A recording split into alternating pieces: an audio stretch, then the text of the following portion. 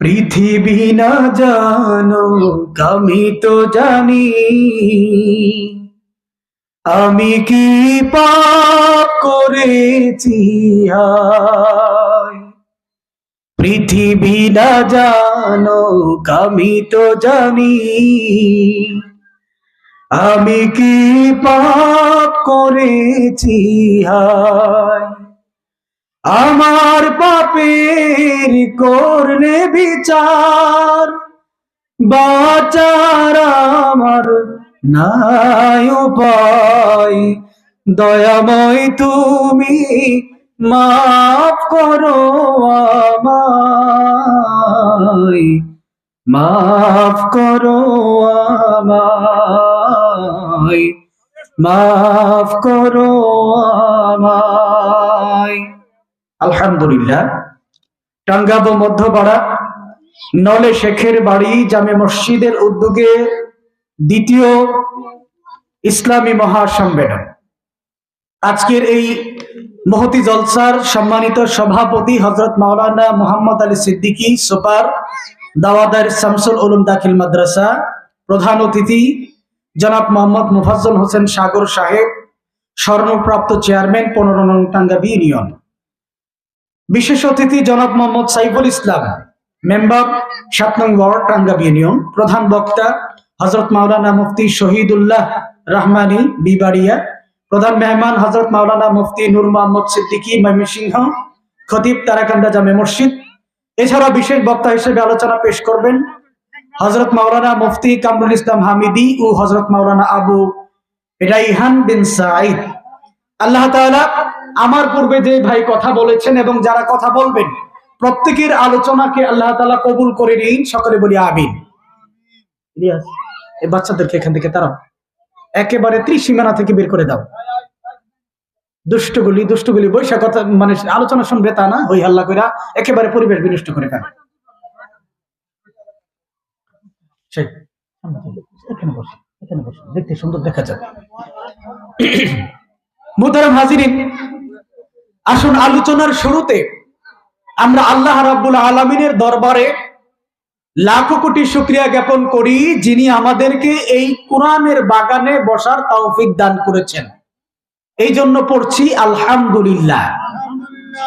সালাতু সালাম পেশ করছি আমাদের প্রিয় নবী মুহাম্মাদুর রাসূলুল্লাহ সাল্লাল্লাহু আলাইহি ওয়াসাল্লামের উপরে। সম্মানিত হাজিরিন, আমি আপনাদের সম্মুখে পবিত্র কোরআনুল কারীমের 9 নম্বর সূরার নাম হলো সূরা আত-তাওবা, এর 4 নম্বর আয়াতের একেবারে শেষের একটু অংশ তেলাওয়াত করেছি। আর ইবনে মাজাহ শরীফের 4031 নম্বর হাদিস আপনাদের সামনে আমি পাঠ করেছি। এই দুইটাকে কেন্দ্র করে অল্প সময় আপনাদের সামনে কথা বলবো। আমি অনুরোধ করব আপনারা মুরব্বী বাবাজিরা আমার সামনে যারা আছেন, দয়া করে একটু মনোযোগ দিয়ে কথাগুলি শুনবেন। আশা করি নতুন কিছু তথ্য আপনারা পাবেন ইনশাআল্লাহ। তাহলে ইনশাআল্লাহ আমরা শুনতে রাজি আছি না ভাই? মুহতারাম হাজিরিন, তার আগে একটু অনুরোধ করব, যদিও মুরব্বী আপনাদের একটু কষ্ট হবে, কিন্তু মাঝে মাঝে যদি দুই একটা কথা জিগাই আপনারা একটু উত্তর দিবেন না বাবাজিরা? একটু উত্তর দেবেন ইনশাআল্লাহ। আমি মূল আলোচনায় যাওয়ার আগে আপনাদের সামনে কয়েকটা উদাহরণ দিতে চাই, যাতে আপনারা আমার কথা বুঝেন। আপনারা অনেক সময় বলেন, কি বলেন? আল্লাহ, আমি তো নামাজ কালাম পড়ি, তোমার হুকুম হাকাম ঠিক মতো পালন করি, কিন্তু বিপদ আপদ বালা মুসিবত তো আমারে ছাড়ে না। সব সময় একটা না একটা বিপদ খালি আমার উপরে আসতেই থাকে। এরকম অনেক সময় হয় না? নামাজি ব্যক্তি বিভিন্ন সময় নানা ধরনের জটিল বিপদের মধ্যে পড়ে থাকে, এরকম হয় না? আবার আপনি মনে মনে ভাবেন, আমার পাশের বাড়ির আরেকজন সুদে ঘুষে সারা জীবন চলে, সবসময় আল্লাহদ্রোহী মানুষ, জীবনে একক তো নামাজ পড়ে না, দুনিয়ার আকাম কুকাম যা আছে সব করে, কিন্তু তার কোনোদিন একটা সোর দিও হয় না, তার কোনো বিপদ আপদ বালা মুসিবত নাই। আল্লাহ, তুমি খালি আমার এই দেহ, এই লোকটারে দেখতারো না, দেহ না। এরকম মাঝে মাঝে মনের মধ্যে আপনাদের কষ্ট জাগে না ভাইজান? এই যে আপনাদের মনের মধ্যে কষ্ট জাগে, ওই লোকের কিছু হয় না, আপনাদের কেন হয়?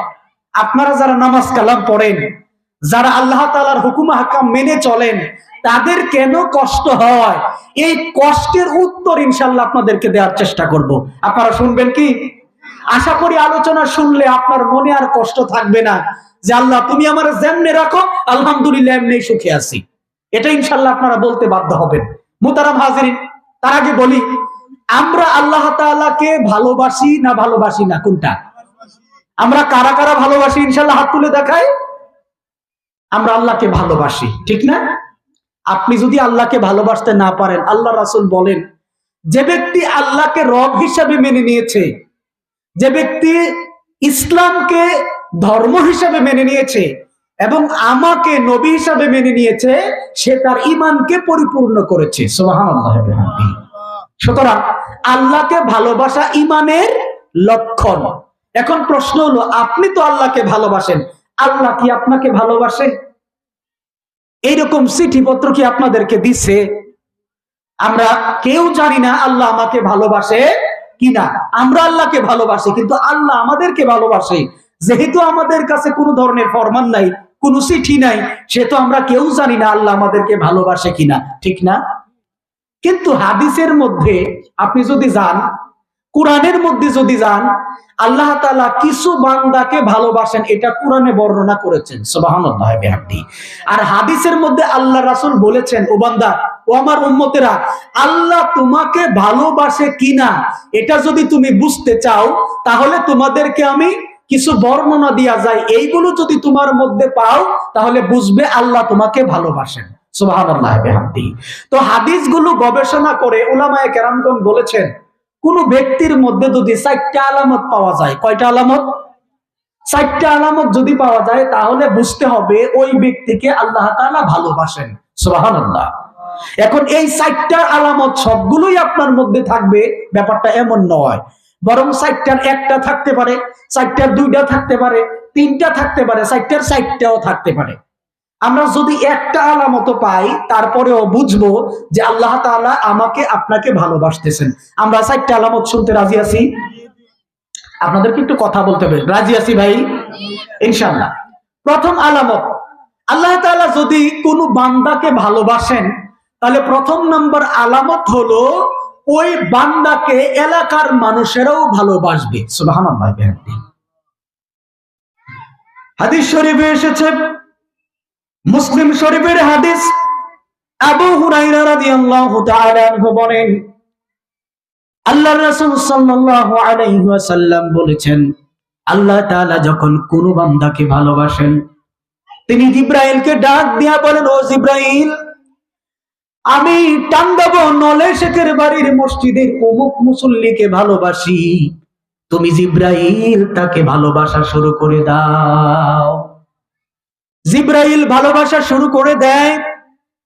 শুধু জিবরাইল ভালোবাসে এটাই নয়, বরং জিবরাইল আলাইহিস সালাম আসমানে চলে আসেন। তিনি তো ফেরেশতাদের সর্দার, সকল ফেরেশতাদেরকে ডাক দিয়া বলে, ওগো ফেরেশতারা, তোমরা শুনে রাখো, আল্লাহ রাব্বুল আলামিন টাঙ্গাবর গ্রামের অমুক ব্যক্তিকে ভালোবাসেন, আমিও তাকে ভালোবাসি, সুতরাং তোমরাও তাকে ভালোবাসা শুরু করে দাও।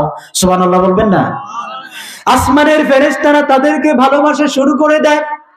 আল্লাহ ভালোবাসে, জিবরাইল ভালোবাসে, আসমানের ফেরেশতারাও ভালোবাসে। এই ভালোবাসার কারণে আল্লাহ তাআলা ওই ব্যক্তিকে এমন মর্যাদা দান করেন, দুনিয়ার মানুষগুলো তাকে ভালোবাসা শুরু করে দেয়। সুবহানাল্লাহ বিহামদিহি। তার মানে একজন ব্যক্তিকে যখন আল্লাহ ভালোবাসে, তার কোন কর্মের কারণে বা আচরণের কারণে, তখন আল্লাহ জিবরাইলকে ডাক দিয়া বলে, তুমিও ভালোবাসো। জিবরাইল ফেরেশতাদেরকে ডাক দিয়া বলে, তুমি তাকে ভালোবাসো। জিবরাইলও ভালোবাসে, ফেরেশতারা সবাই মিলে তাকে ভালোবাসে। যার ফলে দুনিয়ার জমিনের মানুষগুলোর কাছে এই লোকটা প্রিয় হয়ে যায়, ভালোবাসার পাত্র হয়ে যায়। এখন আপনারা প্রশ্ন করতে পারেন, হুজুর, সিনেমার নায়ক নায়িকারা যারা আছে, ক্রিকেট খেলে যারা, তাদেরকেও তো মানুষ ভালোবাসে, তারাও কি আল্লাহর প্রিয় পাত্র? প্রশ্নটা আসে না ভাই? মা কথা কয় না, প্রশ্ন আসে না? এই ব্যাপারে উলামায়ে কেরামদের বক্তব্য হচ্ছে, এইখানে ভালোবাসা বলতে সলিমুদ্দিন কলিমুদ্দির ভালোবাসা বুঝাইছে না, বরং এই ভালোবাসা বলতে ইমানদার মুত্তাকি ব্যক্তির ভালোবাসা বোঝানো হয়েছে। কথা কি বুঝাইতে পারলাম? মুহতারাম হাজিরিন, ইমানদার ব্যক্তি, নামাজি ব্যক্তি, মুত্তাকি ব্যক্তি কোনদিন সিনেমার নায়ক নায়িকাকে ভালোবাসতে পারে না। তারা অবশ্যই ওই রকম ব্যক্তিকেই ভালোবাসবে যে ব্যক্তি কোরআন এবং হাদিস অনুযায়ী তার জীবনটাকে পরিচালিত করে, ঠিক কি না? তাহলে আল্লাহ যদি আপনাকে ভালোবাসেন, প্রথম নম্বর আলামত পাইলাম, আল্লাহ আপনাকে ভালোবাসবে, জিব্রাইল আপনাকে ভালোবাসবে, ফেরেশতারাও ভালোবাসবে, এবং দুনিয়ার জমিনে যারা মুত্তাকি বান্দা তারাও আপনাকে ভালোবাসবে। সুবহানাল্লাহ ওয়া বিহামদিহি। এবার চলেন দ্বিতীয় নম্বর, আল্লাহ তাআলা যদি কোনো বান্দাকে ভালোবাসেন, যেই উদাহরণটা আপনাদেরকে প্রথমে দিছিলাম আর কি, যে আমি নামাজ কালাম পড়ি, আমি ভালোভাবে চলি, হালাল হারাম বাচ্চা চলি, তারপরেও আমার উপরে খালি বিপদ আপদ চাপিয়ে থাকে, বলছিলাম না? এই প্রশ্নের উত্তর ইনশাআল্লাহ আমরা এখন নিব। عن أنس رضي الله تعالى عنه قال قال النبي صلى الله عليه وسلم إذا أراد الله بعبده الخير عجل الله له العقوبة। আল্লাহর রাসূল বলেন, আল্লাহ তাআলা যদি কোনো বান্দাকে ভালোবাসেন তাহলে ওই বান্দার উপরে সব সময় বিপদ আপদ চাপিয়ে দেন। সুবহানাল্লাহ বলেন। তার মানে হলো আল্লাহ তাআলা খুব ভালো করে জানেন মানুষের স্বভাব হলো তারা যদি বিপদের মধ্যে থাকে, অশান্তিতে থাকে, অসুবিধায় থাকে, তাহলে আল্লাহকে তারা সব সময় ডাকতে থাকে। আর মানুষ যখন শান্তিতে থাকে, মানুষ যখন ভালো থাকে, তখন সে আল্লাহকে ভুলে যায়। এটা আল্লাহ খুব ভালো করেই জানে, ঠিক না ভাই? এই জন্য আল্লাহ তাআলা চায় তিনি যাকে ভালোবাসেন ওই লোকটা যেন সদা সর্বদা আল্লাহমুখী হয়, আল্লাহর কথা যেন সব সময় স্মরণে রাখে, এইটা আল্লাহ চায়। এই জন্য আল্লাহ মুমিন বান্দাকে সব সময় বিপদ আপদের মধ্যেই রেখে দেন। সুবহানাল্লাহ ওয়া বিহামদিহি। আরেকটা হাদিসে জানা যায় আল্লাহর রাসূল বলেন, মুমিন বান্দার উপরে যত কষ্ট, যত দুঃখ, যত যন্ত্রণা ইত্যাদি আরোপিত হয়, পতিত হয়, প্রত্যেকটা দুঃখের জন্য, যন্ত্রণার জন্য আল্লাহ তাআলা তার গুনাহগুলো মাফ করতে থাকে। এমনকি রাস্তা দিয়ে হেঁটে যাওয়ার সময় যদি তার পায়ের তলায় একটা কাঁটা ফুটে, ওই কাঁটা ফুটার কারণেও তার গুনাহ মাফ হয়। পিঁপড়া যদি তাকে কামড় দেয় ওই জন্য তার গুনাহ মাফ হয়। হুচটকে উষ্টা খায়া যদি পইয়া যায় তাইলেও আল্লাহ তাআলা তার গুনাহগুলো মাফ করে দেন। আরেকটা হাদিসে এসেছে আল্লাহর রাসূল বলেন, কোন মুমিন বান্দাকে যদি আল্লাহ তাআলা ভালোবাসেন তাহলে তার সংসারের মধ্যে, তার ছেলে মেয়ের মধ্যে, তার উপরে একের পর এক বিভিন্ন বিপদ আপদ চাপিয়ে দিতে থাকেন। শুধু বিপদ আপদ চাপিয়ে দিতেই থাকেন এটাই নয়, বরং এই উসিলায় তার জীবনের গুনাহগুলো মাফ করে দেন এবং তাকে এমন একটা অবস্থায় দুনিয়া থেকে তুলে নেন যখন তার আমল নামায় আর একটা গুনাহও থাকে না। সুবহানাল্লাহ বলবেন না? তার মানে আপনার উপরে যত বিপদ, যত বালা মুসিবত, প্রত্যেকটার কারণে আল্লাহ তাআলা আপনার গুনাহগুলো মাফ করতেছেন। সুবহানাল্লাহ। তাহলে এই যে আপনার উপরে বিপদ আপদ বালা মুসিবত আসতেছে, এই জন্য কি আর রাগ করা যাবে? বরং ধৈর্য ধারণ করতে হবে। আপনাকে মনে রাখতে হবে আমার উপরে বিপদ আসা মানে আল্লাহ আমাকে ভালোবাসে, আল্লাহ আমাকে ভালোবাসা মানে আমার উপর বিপদ আসে, আমার উপরে বিপদ আপদ আরোপিত হওয়া মানে আমার গুনাহগুলো মাফ হচ্ছে। সুবহানাল্লাহ ওয়া বিহামদিহি। আর কোনো অভিযোগ আছে? কথা বলে। আর কোনো অভিযোগ নেই। এবার আসেন, তাহলে আমরা বলছিলাম মুমিন বান্দাকে যদি আল্লাহ ভালোবাসে তাহলে তার আলামত কয়টা বলছিলাম? মনে নেই? 4টা। কয়টা বললাম? 2টা। প্রথম নম্বর, আল্লাহ ভালোবাসবে, জিব্রাইল ভালোবাসবে, ফেরেশতারা ভালোবাসবে, দুনিয়ার মানুষেরাও আপনাকে ভালোবাসবে। 2 নাম্বার হলো আপনার উপর একের পর এক বিপদ আপদ বালা মুসিবত শুধু আসতেই থাকবে। এটা হচ্ছে আল্লাহ আপনাকে ভালোবাসে তার একটা লক্ষণ। কথা কি বুঝাইতে পারতেছি? মুরব্বিরা আমার কথা কি বুঝছেন আসলে? আলহামদুলিল্লাহ। এবার চলেন 3 নাম্বার। আমনে মাঝে মাঝে কোন উমুকে সারা জীবন দিয়ে খালি সুদ খায়, ঘুষ খায়, দুনিয়ার আকাম কোকাম করে, তার তো কিচ্ছু হয় না। আর আমি ওই দিন সামান্য একটু অপরাধ করছিলাম, সামান্য একটু অন্যায় করছিলাম, এই জন্য আল্লাহ আমার অত বড় একটা শাস্তি দিত। মাঝে মাঝে আপনার আমার দ্বারা গুনাহ হয়ে যায় না ভাই? কথা বলেন আরে ভাই। গুনাহ হয়ে যায় না? দেখবেন ছোট্ট একটু গুনাহ করছেন, 10টি আর গুনাহ করছেন, গিয়া দেখবেন ক্ষতি হয়েছে 100 টাকা। তখন আপনি আর হিসাব মিলাইতে পারেন না, ওমকে তো এই কামটা সবসময় করে, তার তো কিছু না, আমার এই সামান্য তো এরকম হয়ে গেল, কারণটা কি? এরকম মাঝে মাঝে হিসাব মিলে না, আছে না, হয় না এরকম? এই হিসাবটা ইনশাআল্লাহ মিলিয়ে দিচ্ছি। এই ব্যাপারে সূরা হাস এর 38 নম্বর আয়াতে আল্লাহ তাআলা বলেন, ইন্নাল্লাহা ইউদাফিউ আনিল লাযিনা আমানু, নিশ্চয়ই আল্লাহ তাআলা তার বান্দাকে গুনাহ থেকে বাঁচিয়ে রাখেন। সুবহানাল্লাহ বলবেন না? তার মানে হলো আল্লাহ তাআলা তার প্রিয় বান্দা যারা, তাদেরকে গুনাহ করতে সুযোগ দেয় না।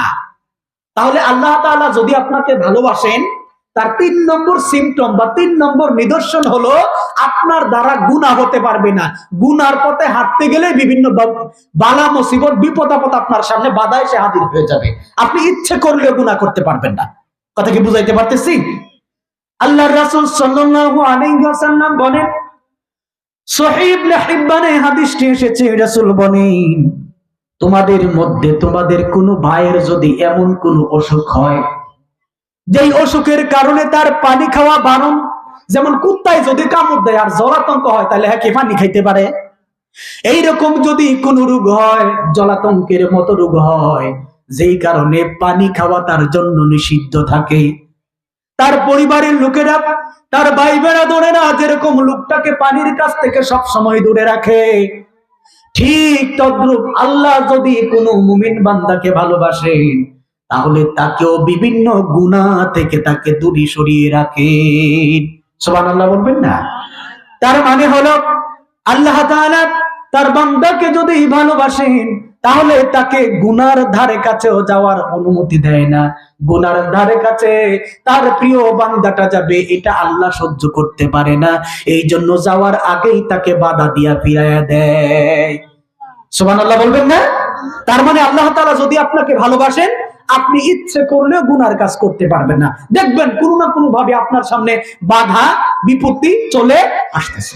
কথা কি বুঝাইতে পারতেছি? এবার চলেন 4 নাম্বার, সময় বড় সংক্ষিপ্ত, দইরা যাইতেছে, আপনার কথা বুঝতেছেন কি আপনারা? 4 নাম্বার হলো, আপনাকে যদি আল্লাহ তাআলা ভালোবাসেন, তাহলে হাদিসের মধ্যে এসেছে, আল্লাহর রাসূল সাল্লাল্লাহু আলাইহি ওয়াসাল্লাম বলেন, মা ইউরিদুল্লাহু বিহি খায়রান ইউফাক্কিহু ফিদ-দীন, আল্লাহ তাআলা যদি তার কোনো বান্দাকে ভালোবাসেন, তাহলে তার দ্বারা দ্বীনের কাজ করাকে সহজ করে দেন। সুবহানাল্লাহ বিহামদি। এই যে আপনারা সামনে বসে আছেন অল্প কয়েকজন, আর এলাকার মধ্যে মানুষ 4-5 জন না, নাকি আরো আছে না? আপনি লক্ষ্য করে দেখবেন, মসজিদের পাশে বাড়ি, একেবারে আযান তো শোনা যায়, অনেক সময় আকামত পর্যন্ত শোনা যায়, এমন কাছে ঘর, কিন্তু এই লোক জুমার নামাজটা পর্যন্ত মসজিদে গিয়া পড়ে না।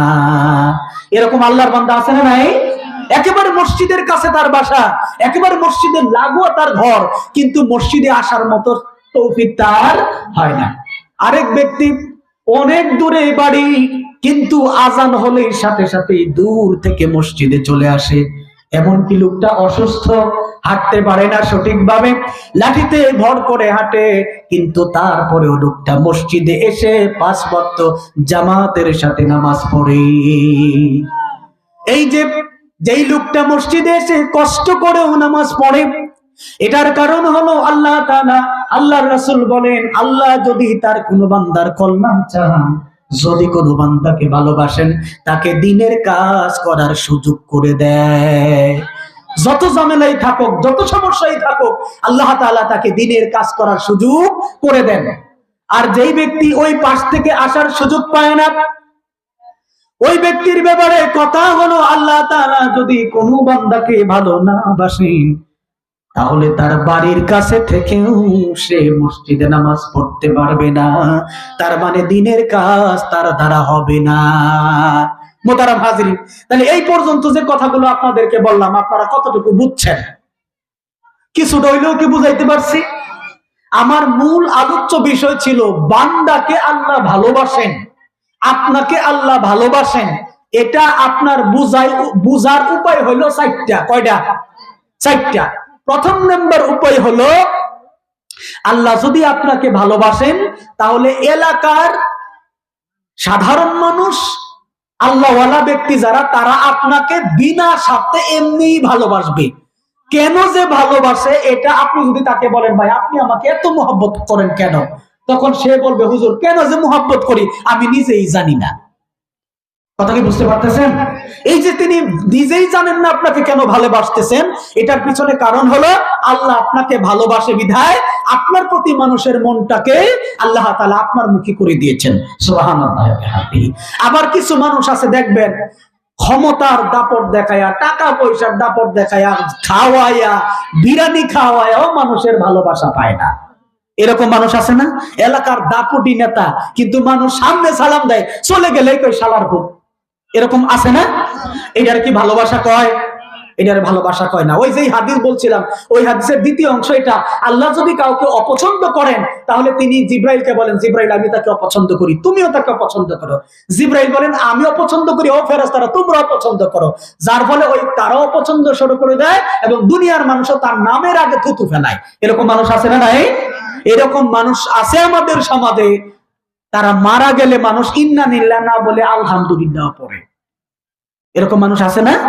তাহলে এই লোকগুলোকে কি আল্লাহ ভালোবাসে? জোর করে আল্লাহর ভালোবাসা পাওয়া যায় না। তাহলে প্রথম নম্বর আলামত কি?